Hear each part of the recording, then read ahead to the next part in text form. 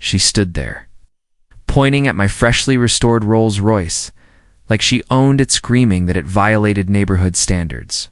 The nerve. I spent 2 years rebuilding that car from rust and dust, and now this woman thinks she can take it away? No, not today. Her voice echoed across the cul-de-sac like nails dragging across glass. You can't keep that thing here, she yelled, hands on her hips, her HOA badge gleaming like she was some kind of sheriff. It's an eyesore. It's against community rules. The neighbors peeked through their blinds. Some were curious. Some were just waiting for drama. But me. I stood silent, calm, because I'd learned something about people. Like her silence unsettles them more than shouting ever could. That Rolls Royce wasn't just a car. It was my father's dream. He had this old photograph of him standing next to a Silver Cloud back in the 60s. Back when owning one meant you'd made it. He'd promised himself one day he'd get one. Life didn't work that way. He passed before he could ever buy it. But I did. I found a broken one, rusted, forgotten, sitting behind a junkyard in Tennessee. Everyone said I was wasting my money, but it wasn't about money. It was about finishing what he started. 2 years. 2 long, lonely years of weekends spent under that thin grease on my hands. Music playing in the background, bolts, parts, nights of frustration, and small victories. And now that it finally gleamed again, this woman, this HOA, Karen, stood in front of it, calling it a violation. I could feel the heat rising in my chest. But I forced a smile. You want to write it up? I said quietly. Go ahead. She blinked. Excuse me? I leaned against the car. If this car is such a problem, file it. Send your letters. Knock yourself out. Her jaw tightened. That fake smile of control slipped. Don't think I won't, she snapped. I've already called the board. This is community property, and I'll make sure it's handled properly. Community property. That's when I realized this wasn't just about the car. It was about control. That night, sat in my garage, staring at the Silver Cloud. The reflection of the ceiling light danced across its hood. It wasn't just beautiful, it was sacred.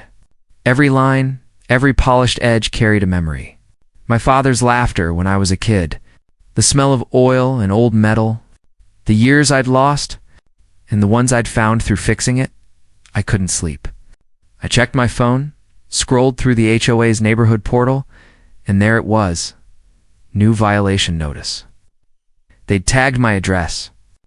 Unauthorized vehicle storage. Failure to comply within 48 hours will result in penalty. 48 hours? I laughed. Not out of humor, but disbelief. 2 years of rebuilding something meaningful, and it only took 2 minutes for a stranger to threaten it. The next morning, I saw her again. Out front, watering her roses like she was on a stage. Her name was Janet, but everyone called her the HOA Queen. She loved being in charge. Loved the power it gave her to dictate how tall your grass should be or what color your mailbox was. I tried to ignore her, but she didn't return the favor. Morning, she said in that overly sweet tone. Hope you're planning to move that thing soon. I turned calmly. You mean the car? Ham, she hummed. You know, we do have standards in this neighborhood. You might want to read your bylaws. I've read them, I replied. And nothing in there says I can't park my car in my own driveway. Her smile sharpened. We'll see. And with that, she walked away. That was the day I decided if she wanted a war, she'd get one. But not the kind she expected. Instead of arguing, I started documenting. Every notice, every message, every conversation. I bought small security cameras and installed them around the garage. I wasn't just protecting a car. I was protecting evidence. By the 3rd day, I noticed something odd. Footprints in the dust near the garage door.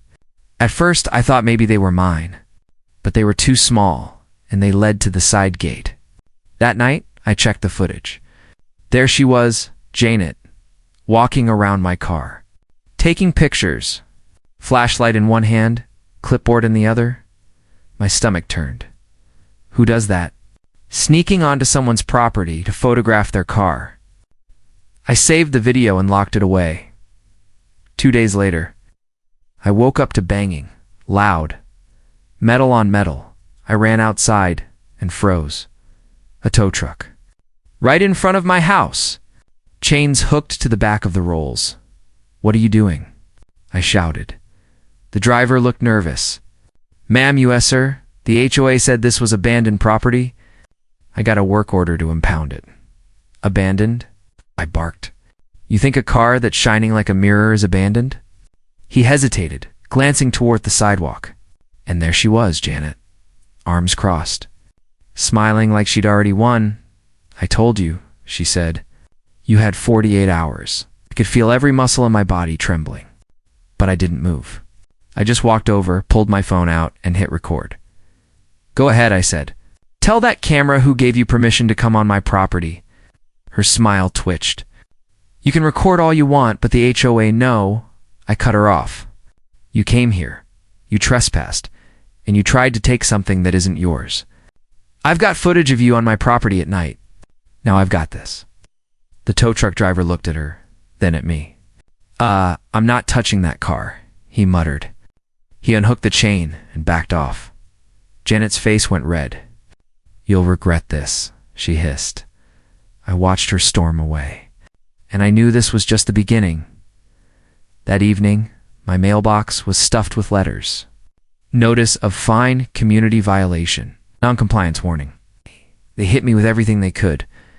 Each letter felt like a slap in the face, but I didn't pay a single one. Instead, I sent them my letter. A CI Sandazist for harassment. Attached were the photos and videos, every piece of evidence of her trespassing, lying and abusing her position. 2 days later, I got an email not from Jeanette, but from the HOA president himself. He wanted to meet to discuss the situation. I showed up early, coffee in hand. Calm. He started with small talk, then sighed. "Look, she can be overzealous sometimes. But we do have rules to maintain the community." "I understand rules," I said. "But rules don't give someone the right to touch my property or falsify complaints." He nodded slowly. "You're right. I'll handle it." But something in his tone told me he wasn't going to. A week passed. Nothing changed. More letters, more threats. And then, one morning, I found scratches on the hood. Deep, deliberate ones. Like someone took a key and dragged it across. I stared at it, frozen. My chest went hollow. It wasn't just vandalism. It was personal. That's when the anger broke through the calm. I called my lawyer. "Document everything," she said. "If she's crossed into destruction of property, you have a case. Don't react. Just record." So I did. Every day. And then I caught her again. Security footage. 2:17 a.m. Flashlight. Hoodie. Same walk. Same pattern. She was inspecting the car. Again, that was enough. I compiled the footage, the messages, the HOA letters, all of it. And I filed a formal complaint, not just with the HOA board, but with local law enforcement. But that wasn't the most shocking part. When the officer showed up to take my statement, he sighed and said, "You're not the first person to report her. She's done this before. Tried to claim someone's trailer, another guy's boat, said they violated standards so she could get them towed." I just stared at him. This woman had a pattern of power trip disguised as policy. By the next HOA meeting, the neighborhood was buzzing. Everyone knew something had happened. I walked in calm, collected. She was there too, sitting at the table with that same smug expression. The president cleared his throat. "We're here to address a dispute between residents." I stood, slid a flash drive across the table. "No need for disputes. Just facts." They plugged it in. The projector flickered, and there it was, video after video of her sneaking around my property. Her voice threatening to take my car. The tow truck scene, you could hear the room go silent. She tried to speak. This is being taken out of context, but the president cut her off. "Janet, this is unacceptable." She turned pale. For the first time since I met her, she didn't have words. That night, I sat in the garage again. The Silver Cloud gleamed under the light, scratches and all. But somehow, it felt even more beautiful. Because it wasn't just a car anymore. It was proof that standing your ground, even quietly, can speak louder than any argument. I wasn't angry anymore, just proud. That car wasn't just restored. It had survived, just like me. The week after that HOA meeting was the quietest my street had ever been. No angry letters. No photos taped to my door. No violations mysteriously appearing online. It had almost felt peaceful. But I've lived here long enough to know that quiet isn't peace, it's pressure before the next storm. I spent those days in my garage again, touching up the scratches on the Silver Cloud. Every stroke of the buffer took me back to the night she tried to tow it. The swirl marks faded, little by little, like scars that healed with patience. I told myself the worst was over. She'd been exposed, embarrassed. Surely she'd back down. Then, one evening, a small envelope appeared in my mailbox. No HOA letterhead this time. Just my name, written in block letters. Inside was a single sheet of paper. You don't belong here. No signature. No address. Just those 4 words, written in black ink. I laughed at first, but as night fell, the laughter died, because the handwriting looked familiar. 2 nights later, I caught a faint light flickering through the blinds. My security cameras pinged again, motion near the driveway. There she was, Janet, standing on the sidewalk with 2 other board members, whispering, pointing toward my house. I muted the footage and just watched her face. The arrogance was gone. Now she looked desperate. Angry, yes, but nervous too, like someone trying to take back control after losing it. She wasn't finished with me. Not yet. The following morning, I got an email from the HOA board's shared account. Subject line, Emergency Rule Amendment. They'd voted to create a new rule. No restoration or mechanical work may be performed on visible property surfaces. It was obvious who pushed for it. The Silver Cloud sat gleaming in my driveway. A direct violation of her freshly made law. At first I wanted to explode. 2 years of sweat and work, and now they were trying to rewrite history just to punish me. But then something my dad used to say came to mind. Don't argue with people who crave chaos. Show them calm, they can't survive it. So I smiled, took a deep breath, and began planning something better than revenge. I'd show them what restoration really meant. Over the next week, I hosted small evening gatherings, nothing fancy. Just a few neighbors who'd heard the story and wanted to see the car. People brought coffee, kids pointed at the chrome, and the old guy down the street told me stories about his first Chevy, bit by bit. The neighborhood started to change. The HOA had always ruled through fear, letters, fines, threats. But now people were talking, sharing, laughing. The Silver Cloud became a meeting point, a symbol that one person could push back and not be crushed for it. And that terrified her. The next blow came at the end of the month. I opened my property tax notice and saw something new, an anonymous complaint claiming I was running an unlicensed business from home mechanic. Work someone had reported me for operating a commercial garage. I knew exactly who. I walked out front that evening and saw her trimming her hedges, pretending not to notice me. I waved anyway. She didn't wave back. A week later, a city inspector knocked on my door. He was polite. Sir, I just need to take a quick look. We received a report about ongoing mechanical activity. I nodded. Come in. You're welcome to see for yourself. He stepped into the garage. The place was spotless. No tools out, no noise.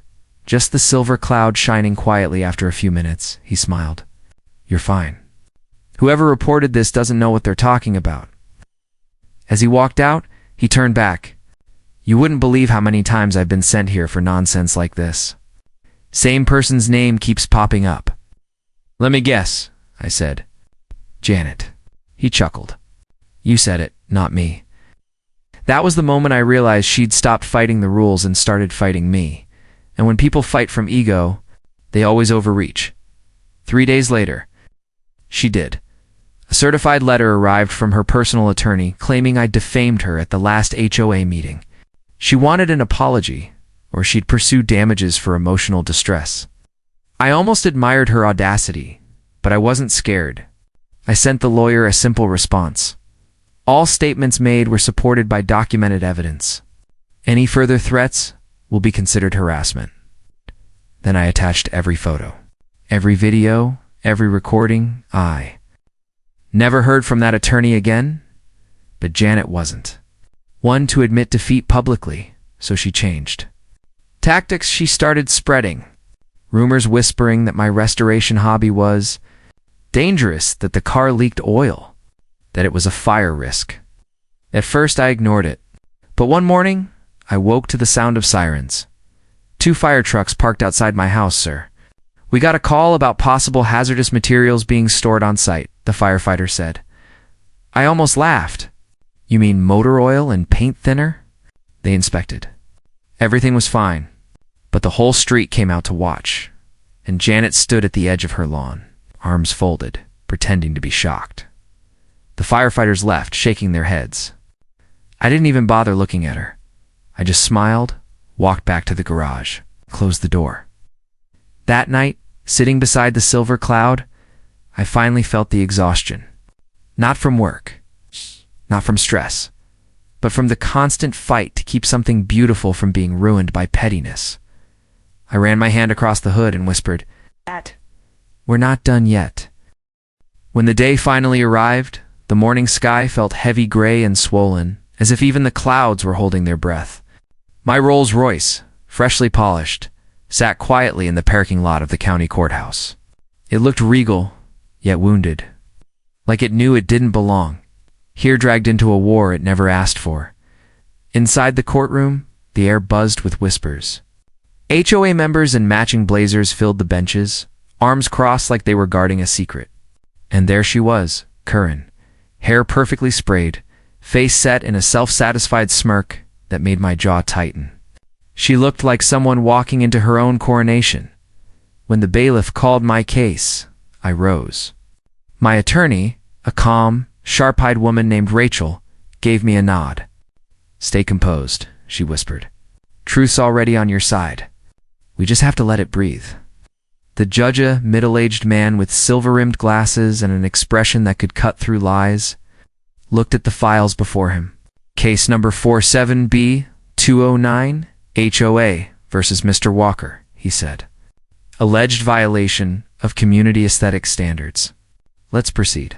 Kieran's attorney stood first, clearing his throat like he was about to deliver an Oscar speech. "Your Honor," he began, "this case is simple. My client represents the Homeowners Association of Maple Ridge. Mr. Walker is parked in non-operational vintage vehicle land, a SOAR in his property, visible from the street. In direct violation of Section 8C of the community bylaws." He paused dramatically, then gestured toward me. "This vehicle, this relic, has disrupted property values and created distress among neighbors who maintain a certain standard of living." Karen nodded along, eyes locked on me. I didn't move. Didn't blink when Rachel stood. Her voice was calm, controlled like a slow burn before an explosion. "Your Honor, this non-operational relic is a fully restored 1962 Rolls Royce Silver Cloud. A verified classic, registered and insured. It is parked on private property in compliance with local ordinances. The HOA's claim is not about community standards. It's about control." She walked to the projector and clicked a button. The screen lit up with a photo of my garage, the rolls gleaming under sunlight, restored down to the last chrome detail. Then another photo of the HOA president's own backyard, showing an unapproved gazebo and rusted lawn tools. A quiet murmur rippled through the courtroom. Rachel turned to the judge. "My client has complied with every reasonable request. The HOA's selective enforcement, especially instigated by Mrs. Thompson, here constitutes harassment. What we have here isn't a code violation, it's a vendetta." Karen's smirk faltered. When it was my turn to speak, I stood and faced the room. My palms were sweating, but my voice came steady. 2 years, Your Honor, that's how long I worked on that car. Every bolt, every inch of metal, I bought it as scrap a dream my late father and I shared. He taught me what patience and pride mean, that Rolls isn't just a career, it's the last thing connecting me to him. A silence settled in the courtroom. Even the sound of paper rustling stopped. I tried talking to the HOA, I continued. I offered to park it behind the fence, to compromise. But Mrs. Thompson here, she didn't want compromise. She wanted to prove a point. To remind me that this neighborhood belonged to her rules, not to fairness. Karen suddenly stood up. He's lying. That car has been an eyesore since day one, the judge cut her off. Mrs. Thompson, sit down. You'll have your turn. Her attorney tried to regain control, fumbling through paperwork. But the tone had shifted. Everyone could feel it. The authority she carried for years in our neighborhood, crumbling right before her eyes. Rachel ended with quiet power. This case isn't about a car. It's about whether people like my client can live peacefully without being bullied under the guise of community standards. The HOA is meant to protect, not persecute. And if we allow this, Your Honor, then what's next? What dream, what passion, what memory will be taken next, just because it doesn't fit someone's idea of perfection? When she sat, even the judge seemed to exhale. Karen's lawyer tried to recover, arguing about technicalities, paint color, driveway regulations, but it was hollow now. The emotion was gone. Everyone saw the truth. It was never about aesthetics. It was about control. The judge leaned back, fingers steepled. I've seen enough, he said quietly. The evidence shows clear compliance on the defendant's part and substantial overreach by the HOA. Karen stiffened. The gavel came down. Case dismissed. HOA to cover defendant's legal fees. Further, I recommend the HOA board review its leadership conduct immediately. It was over. Just like that, 2 years of stress, fines, and sleepless nights all reduced to the echo of that gavel. But the story didn't end in the courtroom. As I walked outside, the afternoon sun finally broke through the clouds. Rachel smiled. You handled that perfectly. Before I could reply, Karen appeared behind us. Her face had lost its color. You think this changes anything? She snapped. You embarrassed me in there. I turned slowly. No, Karen, you embarrassed yourself. I just told the truth. For a moment, she looked like she might explode again, but instead, she just turned and stormed off, her heels clattering like gunshots on marble. Weeks later, a letter arrived from the HOA signed by a new interim president. It was short. Dear Mr. Walker, on behalf of the board, we apologize for the treatment you experienced. Your vehicle restoration is truly remarkable. We hope to rebuild a better relationship moving forward. I laughed softly. It wasn't the apology that mattered, it was what it represented. The power of standing your ground. That evening, I sat in the garage, running my hand along the smooth silver hood of the Rolls. The faint scent of old leather and oil filled the air. For the first time in a long time, I wasn't angry. I wasn't scared. I was proud. Because the truth is, restoration isn't just about cars. It's about rebuilding the parts of yourself that people try to break. It's about patience, resilience, and knowing when to fight back with grace instead of fury. I started the engine. The deep hum filled the space, rich and steady. And in that sound, I heard more than machinery. I heard my father's laughter, echoing faintly like a memory set free. The headlights cut through the dark, and I eased the car out of the driveway. Neighbors who once avoided eye contact now waved as I passed. The street that once felt hostile now felt mine. When I stopped at the end of the road, I glanced at the rearview mirror. Karen's house in the distance, curtains drawn. Maybe one day she'd understand that control doesn't earn respect. Kindness does. Maybe not. Either way, I'd already moved on. As the road stretched out before me, I felt something lift a weight I didn't realize I'd been carrying.